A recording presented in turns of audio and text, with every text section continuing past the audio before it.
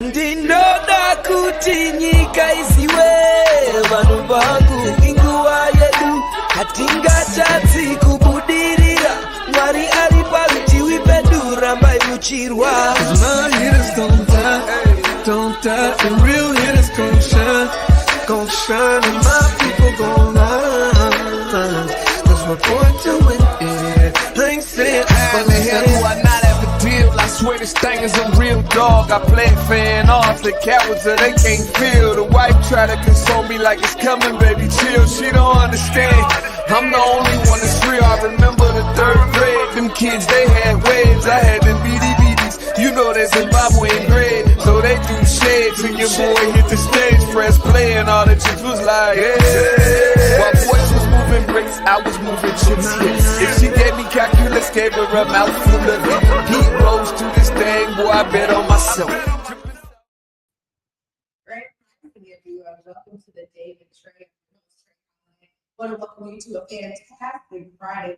I'm so excited to have some amazing performers and co-creators of Old Christmas Tea, a British comedy that's coming right here to the Seattle area very soon. But I'm excited because we have Aaron Malkin in the building, one of the co-creators, and I think Alastair, Alastair Knowles will pop his head in as well. So we're excited to have them both joining me today virtually. Of course, it is the top of the show, so it's a great time for you to participate with us. Go ahead and tag and share the stream with folks who you feel to benefit from a daily dose of dopeness right here on the David Trae. If you can't watch us, you can still listen to us anywhere you find your favorite podcast. Just search Converge Media Network and the David Trae. You'll find me on every platform: Google, Spotify, iTunes, SoundCloud, whichever one is your favorite. Go ahead and search for us, and you'll find us there. Well, I'm excited because they found some time in their busy schedule to join me this morning. I want to welcome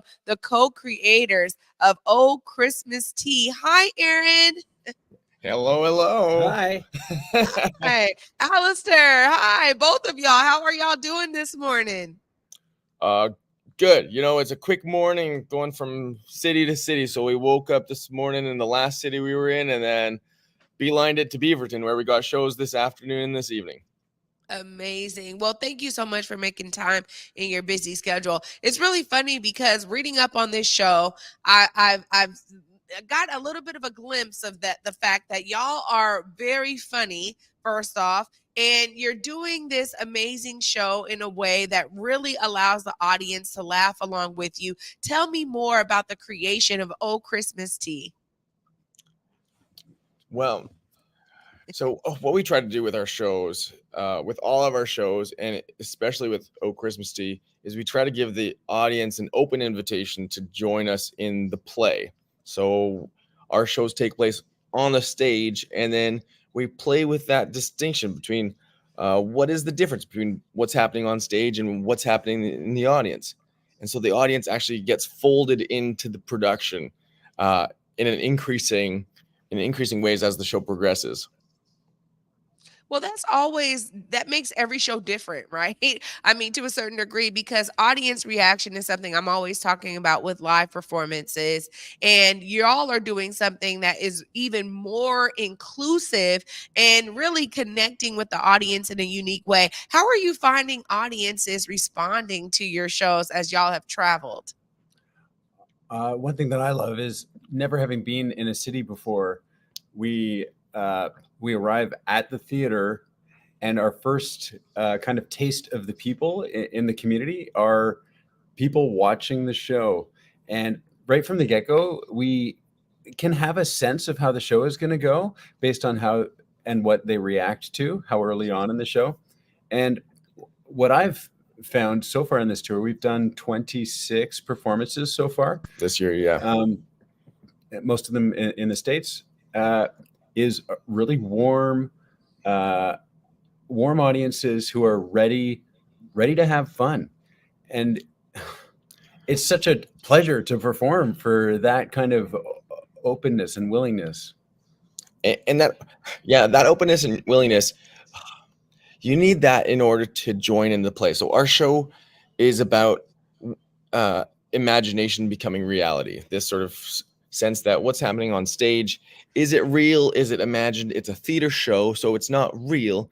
Yet if we are willing to accept it as real, then anything can happen. Because if we can accept our imagination as reality, then the world is our oyster, so to speak. And I'll say that Yeah. it's not easy for everyone to embrace that. So we get the majority of the audience feedback we get is glowing and just like, wow, I haven't felt so elated or so connected, or I introduced my kid to theater by going to this show, and it couldn't have been a more magical experience. And we also get some people going like, whoa, that was weird. That was I don't know what, but that's not my style of comedy. Because our show challenges you. It's like, hey, are you willing to not just sit back and watch and laugh at a funny joke? Are you willing to accept the absurdity and the magic of playing together? And as adults, that's a high task. That's a high part to leap over. Yeah, no, I can imagine. And now y'all have me even more intrigued to come and see it because, for me, for someone who goes to a lot of shows, I think that is really intriguing to be able to get something that's different where we get to participate. And it's rare, right? I mean, there are some shows that really need that kind of audience participation, that audience buy-in, so to speak, in order for it to really go off without a hitch. And it sounds like I'm not at all surprised, honestly, that there are some adults who have a harder time accepting that because oftentimes we pay for a ticket and we're going to see something and we're just expecting to be entertained, right? Or enthralled in something. And I love this idea that it really is on us, the audience members, to help make the show what it's going to be for everyone, and that layer of buy-in. So I love hearing the wide range of that. But it also is exciting to hear that kids get to explore so much of their imagination with you all. When you were creating this show, were you thinking about the wide range of audience ages who may be there and how you could get everyone to kind of participate? I think naturally we're drawn to that, but we weren't aware of it when we were creating the show. So our first few shows, this is our fifth creation together. Each time we're trying to we're trying to put the funnest things we can on stage, and that does always pretty much include involving the audience in some way. And so I kind of lost my train of thought. Hey, did we create it for kids? Like, no, we didn't create it for kids. Kids know how to play. Kids are natural players. They don't need to be told how to imagine. It's the adults that need that then catch up to the kids. The kids in the audience just offer a nice little conduit, like a little speedy on-ramp for adults that are with them to join on. I love that. A speedy on-ramp. Keith Johnstone, an improviser teacher who's done a lot in the world of improv. I remember him quoting a book. I don't remember which book it was. And he said, we like to think of adults, as children. We like to think of children as immature adults. But it makes more sense to think of adults as atrophied children.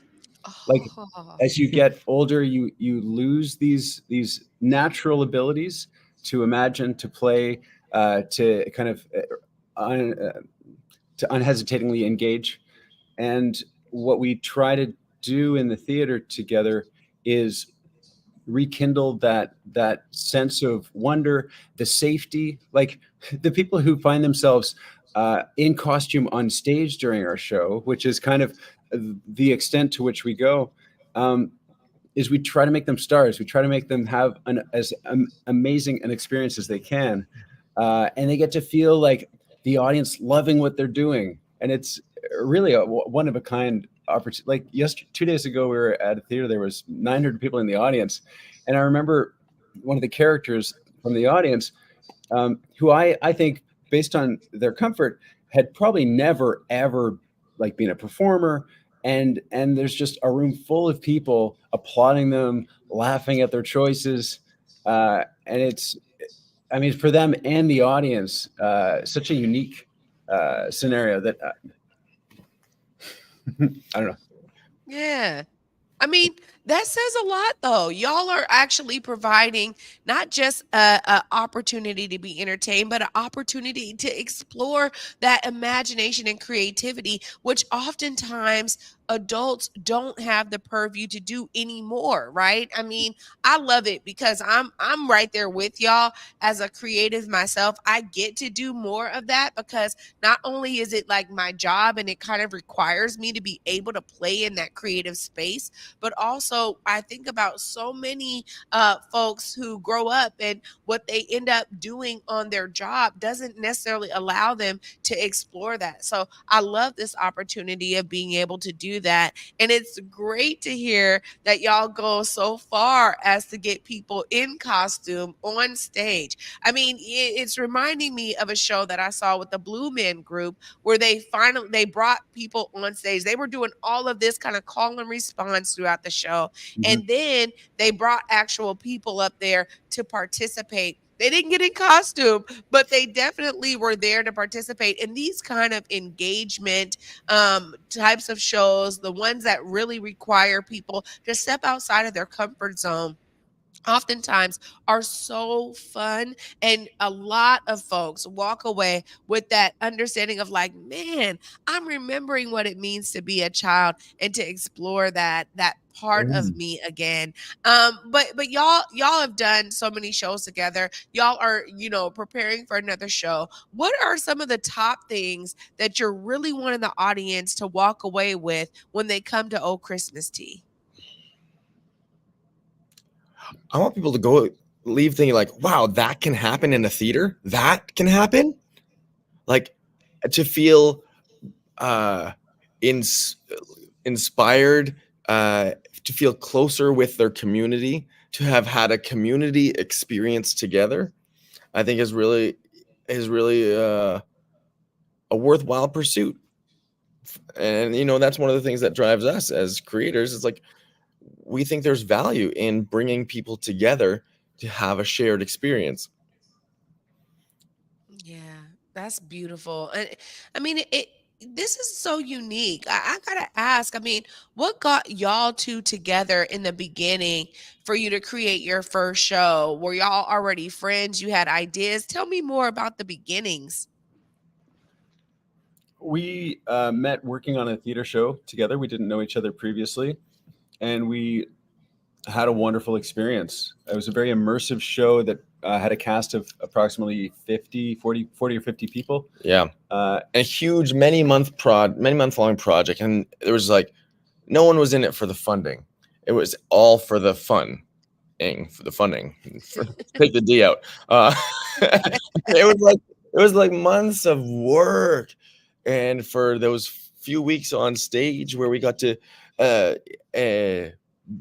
create together. And what was really cool about that show is we weren't following a script. Each person was given the task to create their character and create their relationships, and the sort of creative team shaped what everyone's contributions were into the overall show. So we came out of that experience with this feeling like, oh, we were part of creating something. Yeah, and that we can create. And Alastair, at the end of the show, we wanted to keep working together. It's like, oh, theater's awesome. How do we do this?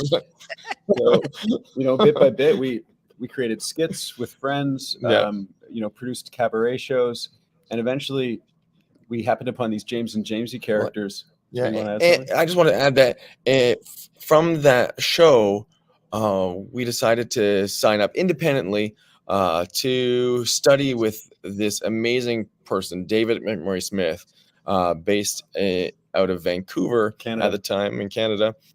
Yeah, and his approach to performance is centered on it's through clown, but not necessarily the red-nosed clown. A clown being a really emotionally accessible, being an emotional vessel that can communicate and be really present with the audience. So that presence with the audience is something we wanted to cultivate. So we studied with him extensively, and he's actually one of the co-creators and director of our shows now.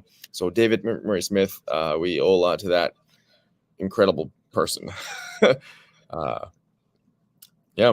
Wow. Well, I mean, this kind of beginning, honestly, I'm not shocked at what y'all were able to create together because, again, there are these various forms of what theater can be. And when we begin to explore those forms, we get all of these amazing types of shows that come out of it, like what y'all first worked on.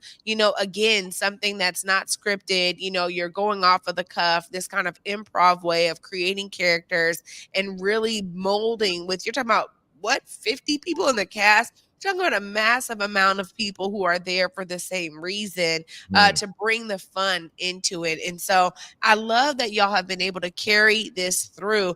And when you mentioned James and Jamesy, you hit the nail on the head because I was going to go there. Is that like the original characters y'all created in your first show? I know that's part of your company name. Tell me more about James and Jamesy, the characters y'all created. So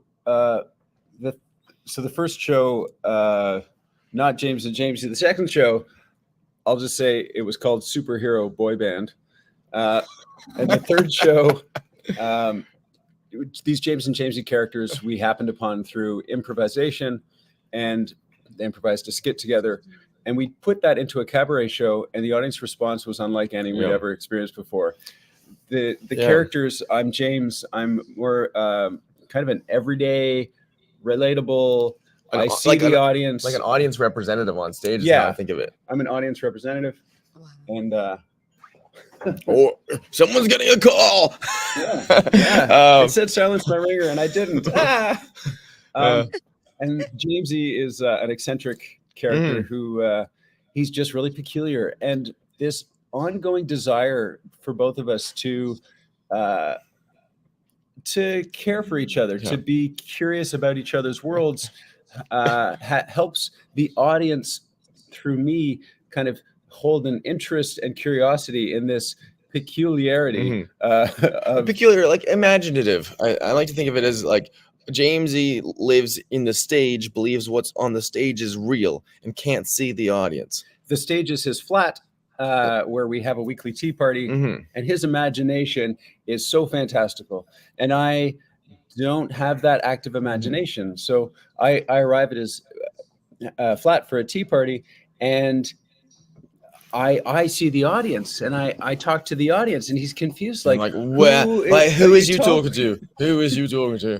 It's just us here. So there's this juxtaposition of kind of this proper character type and this absurd character type, and they're ongoingly interfacing. And the audience, it's just a scrumptious experience.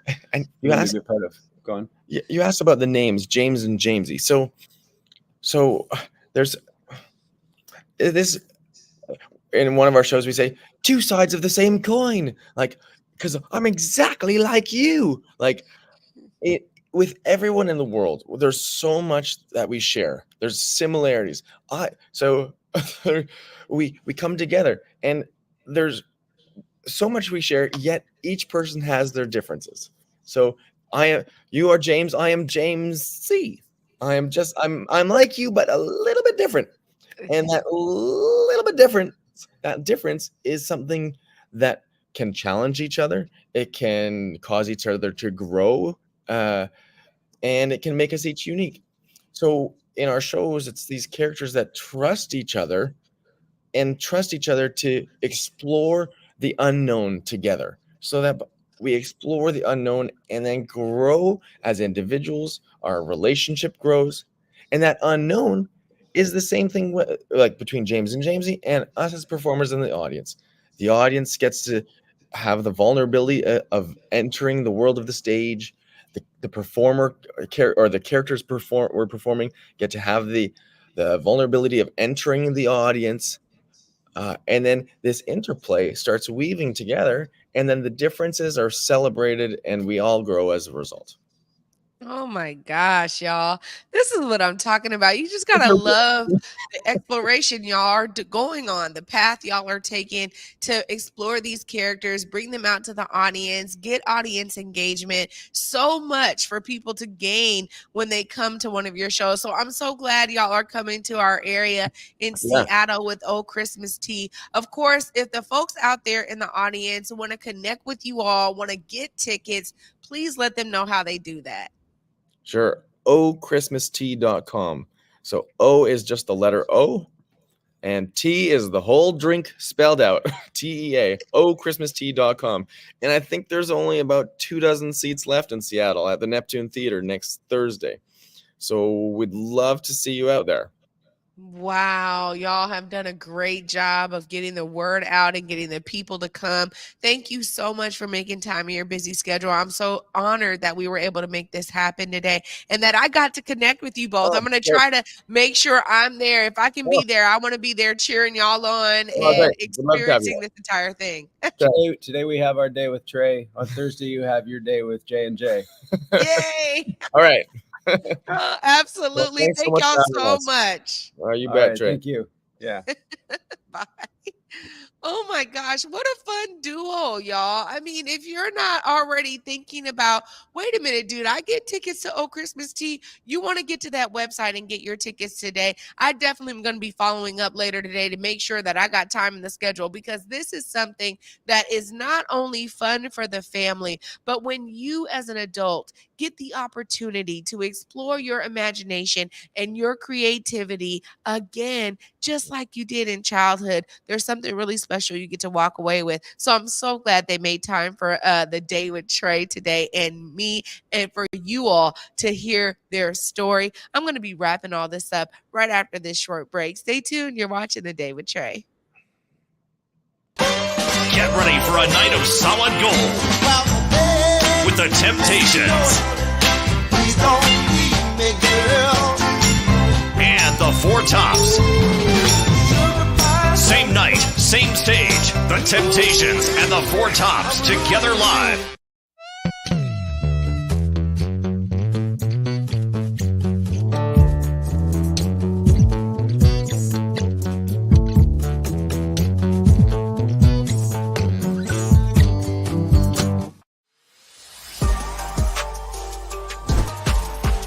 A big day here at Lumen Field. Throws it over the top. Metcalf. Touchdown. Seahawks. And it is picked off. The fans are in the stands. They've got their towels. Walker gets the handoff. He goes in untouched. Dalton gets hit in the backfield. He goes down. Keep bringing it, 12. Keep bringing it. The Seahawks win the game.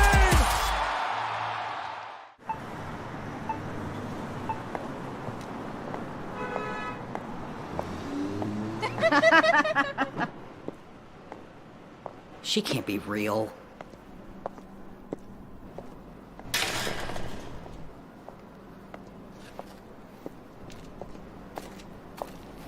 You looking to make some money tonight?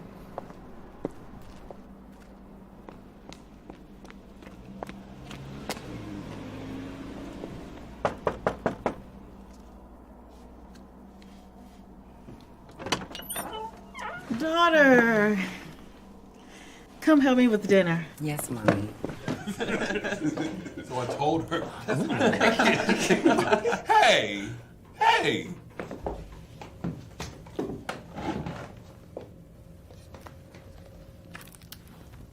You are not the first or the only. There is a lineage you're inheriting. We are the blessed ones. The blessing. Listen. All right. Oh my God, it smells so good. I'm ready, because you know I made it. Auntie, you made the greens. Any longer on me? No. Here we are.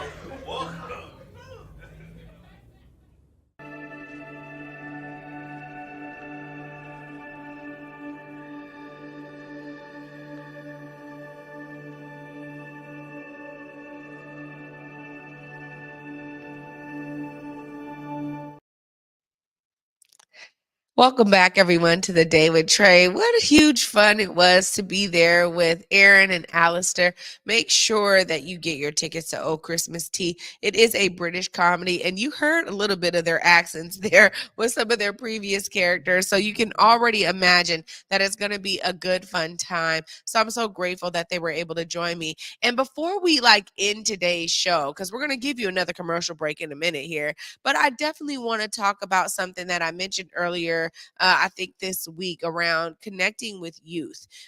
There's something so special about being able to connect with young people who are interested in the fields of media, because media is wide. So I want to give a huge shout out to all the students over there at Allen T. Sugiyama High School at South Lake, because they invited some media professionals, including myself, to their school this morning. And I got to spend some time with them sharing a little bit about, some of the things that drive me in media, what got me started, and why I continue. And they asked a really great question about where we see ourselves in 5 years.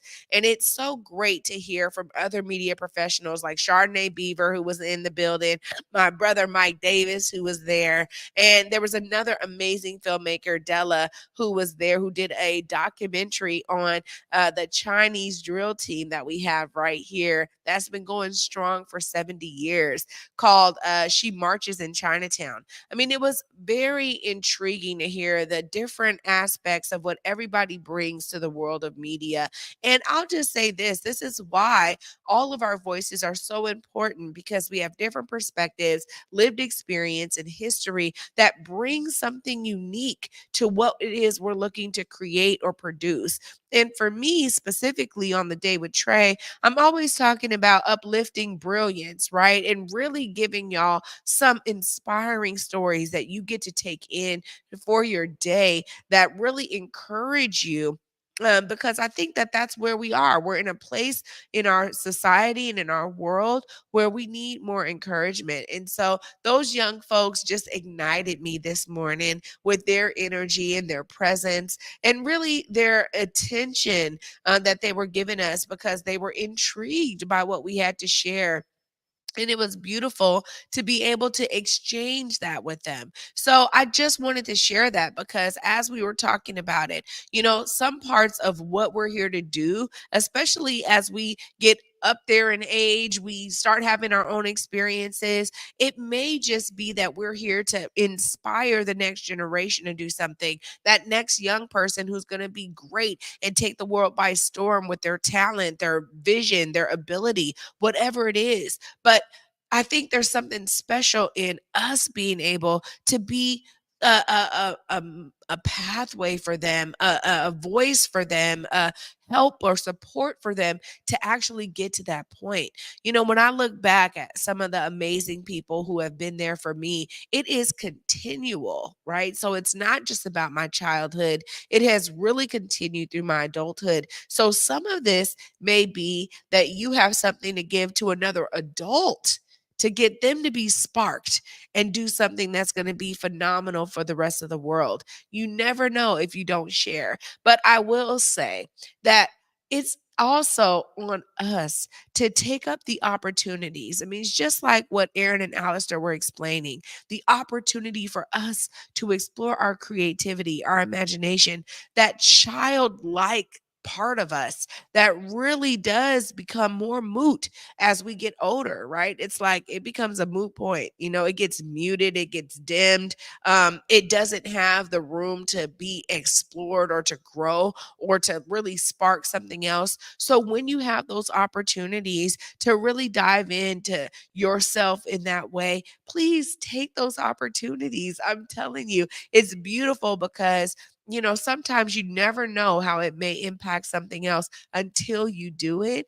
And then when you do it, you're like, oh man, wait a minute. Who knew what was going to come from that? So they just reminded me this morning, not only the young people I was with this morning, but also Aaron and Alastair, that it is on us. We'll find those ways to keep ourselves imaginative, because that is something that actually, when you imagine it, you vision it, you can realize it. If you don't see it in your head first, sometimes it's not going to come through fruition. So work on your imagination and be the one to explore it in all the ways possible so that you can vision the things that you want to see in your future. Right after this break, y'all, we'll go ahead and wrap everything up for the day with Trae on this amazing Friday with all of y'all. Stay tuned. We'll be right back.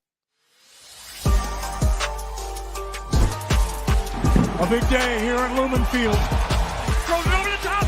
Metcalf. Touchdown. Seahawks. And it is picked off. The fans are in the stands. They've got their towels. Walker gets the handoff. He goes in untouched. Dalton gets hit in the backfield. He goes down. Keep bringing it, 12. Keep bringing it. The Seahawks win the game. Get ready for a night of solid gold with the Temptations and the Four Tops. Same night, same stage. The Temptations and the Four Tops together live.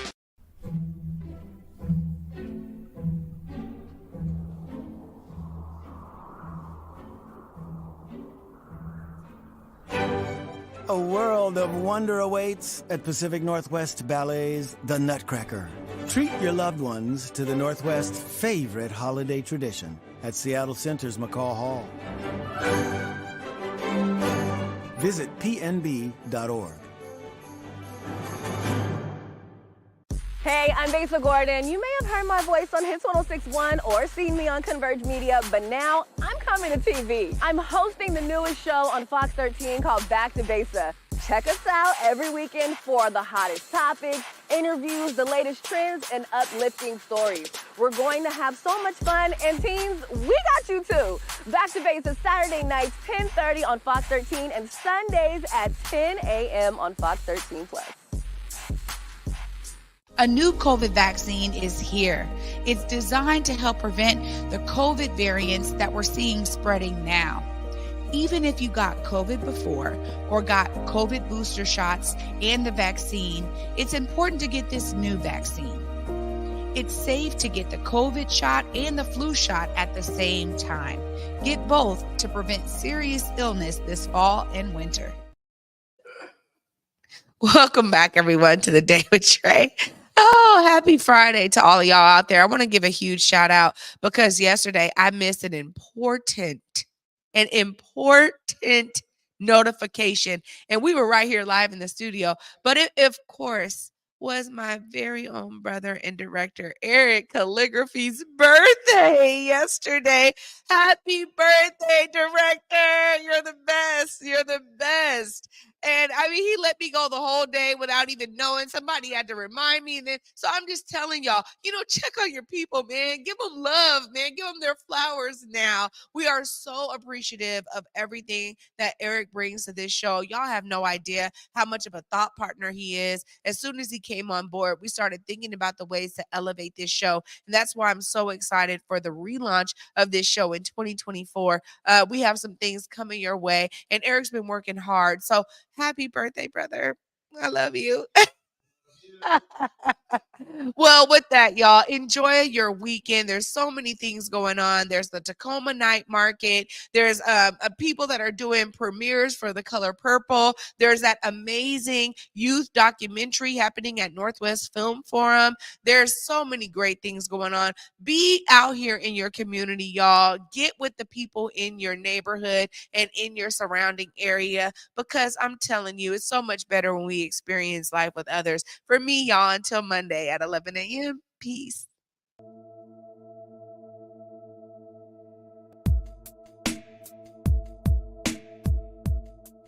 Converge Media produces culturally relevant content for Black and urban audiences. Our coverage is raw, transparent, and objective, praised by community leaders, government officials, and residents. Support Converge Media today via Venmo, Cash App, or PayPal at Converge Media.